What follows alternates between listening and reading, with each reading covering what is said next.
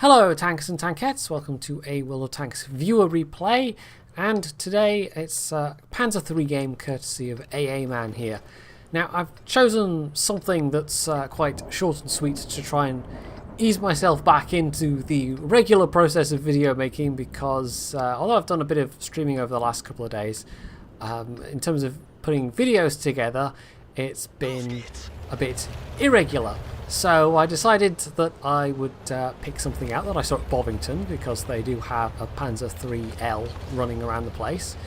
Literally running around the place. It's one of the ones that is in running order, and it's quite cool to see it going around the track, but it doesn't go quite as fast as it does in World of Tanks. But that's because of all the tanks at Bovington. I don't think they run any of them at the full speeds they're capable of, even the Leopard 1s. Although they can shift, those Leopards. Even not going at full pelt, they're still quite impressive. Anyway, this is very good matchmaking. And the thing about this machine is, well, like I said, it is quite fast. Fast enough that with the new physics, it can drift around all over the place like a light tank. It's got, I think, a 65 km an hour top speed. And the horsepower per ton ratio is over 22, I believe. It's pretty damn good. Couple that with what is not bad frontal protection for a tier 4 medium tank. It's got a 70mm plate, and well, the rest of it's not quite as good, but it will bounce stuff sometimes. However, the major downside is that this 5cm gun is not particularly good. It's only got 67mm of penetration with the AP shells, although if you're willing to pack a lot of APCR, it's something like 130 penetration. So it's one of those machines where it actually copes a lot better than most tier 4s just because it's so fast, and also if you're willing to shoot a lot of premium ammo in those situations when you are bottom tier, then it can still be kind of okay.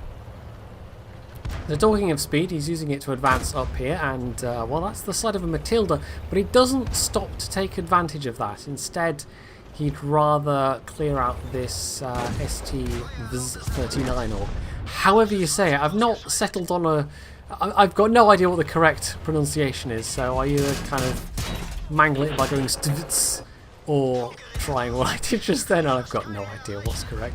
Anyway, he spotted a lone juicy artillery and actually sets the eye on fire. There we go, that's the kill. He's taken a bit of damage himself in the meantime from a T2 light tank, one of whom is about to actually fall off the hill. There we go, enemy T2 light crashed. So, although he's taken a little bit of damage, it's nothing serious. I mean, a couple of hits from a tier 3 autocannon is not going to seriously trouble him.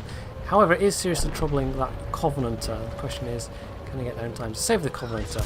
Well, unlikely, because the Matilda's turned up to the party. So, once again, putting the speed to use, AA Man decides to power away. Oh, hello, DW2. Again, could have stopped taking some shots, but no, he's just powering on past, and maybe that's sensible, maybe that's not. I'm not exactly sure what was in his head at this moment. But he's clearly not just blindly panicking and running away. He does actually seem to be searching for the other artillery, and there it is. So if you can get that guy, that's fine. I mean, it's another kill, it's a bit of damage, but it's not really that important, I have to say. It is going to be, you know, satisfying, but in terms of what's happening in the battle right now, it's probably one of the less important things he could be doing, especially considering they are being capped. So he's taking out the T2 light, that's fine. He's hastily gotten his front round towards the Covenanter, and with the Covenanter's gun, that's going to be the 2-pounder if it's the top gun on that thing. That isn't a super high penetration gun, so against his against the Pz.III armour, there's a decent chance of bouncing those kind of shells. And with the low tiers, as at all tiers, it does help to have some rough idea of what kind of penetration the guns that are facing you are. So anyway, they were within a couple of seconds of getting capped, and either the DW2 or the LTP managed to get a reset.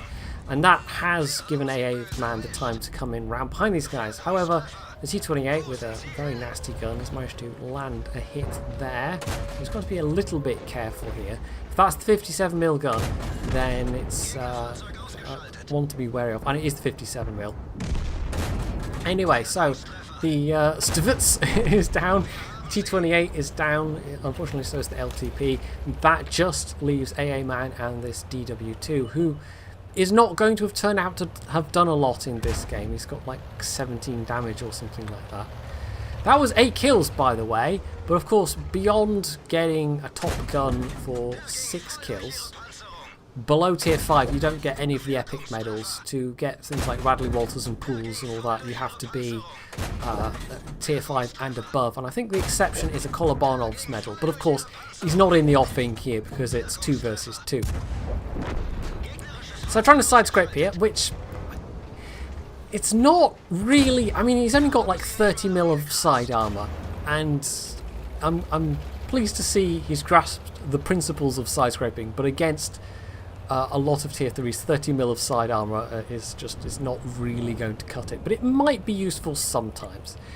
He's also unwarily shot most of his premium ammo against the DW2 rather than the Matilda, and the Matilda's obviously the much tougher target because the DW2's got, I think, 50mm all-round protection, and okay, if it's angled that could present an issue. However, the guy turned his turret and AA Man was still shooting APCR, but it could just be he didn't think to change. Now he's got 1 left, and the Matilda makes life easy for him by pulling out sideways. However, of course, the Matilda's gun is more than capable of punching through this armor. And this is the part where it gets a little bit tricky, because he can take another 2, maybe 3 hits, depending on RNG. He's really only got to pen this Matilda once, unless he gets a super low hit himself. And then the Matilda makes it, again, easy for him by pulling out sideways. Now, if the Matilda himself had side-scraped, he could probably have killed AA Man unless he'd backed off in a hurry. But as it was, he was very incautious. Pulling out sideways like that is, even on a well-armoured, even tier 4 like the Matilda, that's just asking for trouble, and trouble is exactly what he got. So that was an ace tanker. He got a Top Gun, Defender, High Caliber, and I think a Spartan there as well. And in theory, a Pools medal, except it doesn't count at tier 4, unfortunately. But that was still pretty good, considering he had over 1300 base XP, and the next best was like 400. So he did by far the lion's share of the damage in that game of any one individual tank. And even though he shot all 10 of his premium rounds, he only lost 1,000 credits. So actually, that wasn't too bad at all. So, the Tankfest video is in the works. I'm actually still waiting to hear back from Wargaming at this point, whether or not we're going to get access to the WG shot footage as we did last year, because it was very, very handy last year to not just only have my own photos, but to have Wargaming's video from Tankfest as well. Still haven't heard yet, so I'm hoping to hear soon.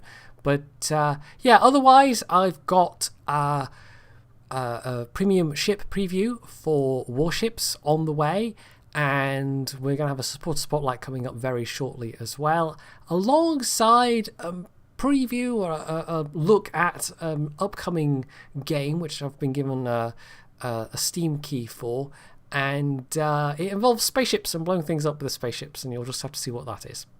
So hopefully you've enjoyed this bit of high-octane Pz.III action, and if you have, you can leave any comments below, you can hit the like button, you can sub to my channel if you aren't already, and as always, stay tuned for more.